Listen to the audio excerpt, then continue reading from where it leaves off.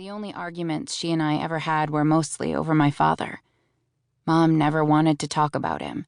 She refused to talk about him, and so I snuck around her back to try and learn more. I was 6 years old when I first realized I didn't have a father. Until then, I was too oblivious to see that other kids did and I didn't. Mom and I lived alone. We kept to ourselves much of the time. I didn't go to preschool, and I didn't have friends. I didn't know much of anything outside of my world with Mom, not until school began.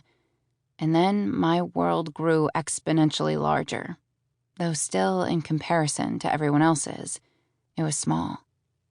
It was my first day of kindergarten when I realized that all of the kids in the class, aside from me, had both a mom and a dad.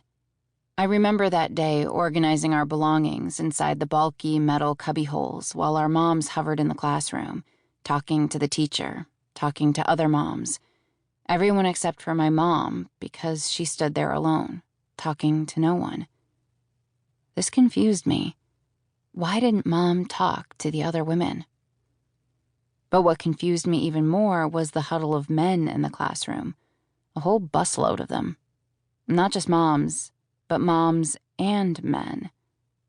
Who were these men, and what were they doing here? I asked one little girl. I pointed at the giant of a man standing by her side. "Who is that?" I asked, eyes wide, looking skyward. She said it was her dad, and though I'd heard that word before, it wasn't one that was readily in my vocabulary.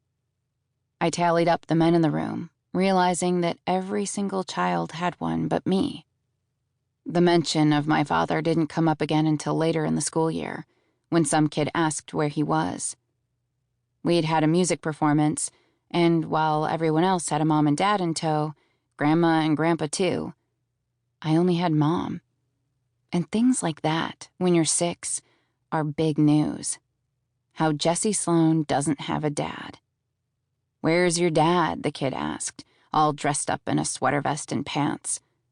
"I don't have one," I said, thinking that was the end of it.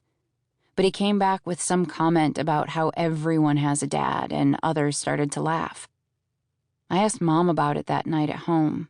I had to know. "Where is my dad?" I asked, standing in her bedroom doorway while she lay on the bed, bare feet crossed at the ankles, reading a book. Even at 6 years old, I could see that she was tired from a day spent cleaning someone else's home. I didn't wait for her reply. "Joey Malone said everyone has a dad," I told Mom as she uncrossed her ankles and set her bookmark between the pages of her book. "So where's mine?" I asked, feeling aggrieved all of a sudden. As aggrieved as a little kid can be. Mom was keeping something from me. Mom had a secret that she wouldn't share with me. Mom's face turned as red as hot coal. Joey had no right to say that, she told me. Not everyone has a dad, not you. But her answer came with no explanation. Maybe he was dead. Maybe they were divorced. Maybe they were never married in the first place. Or maybe I never really had a dad. Still, I started snooping around the house to be sure, in case there was something hiding there that I might find. Evidence. A clue. A few years later, I became more tenacious about it, more annoying.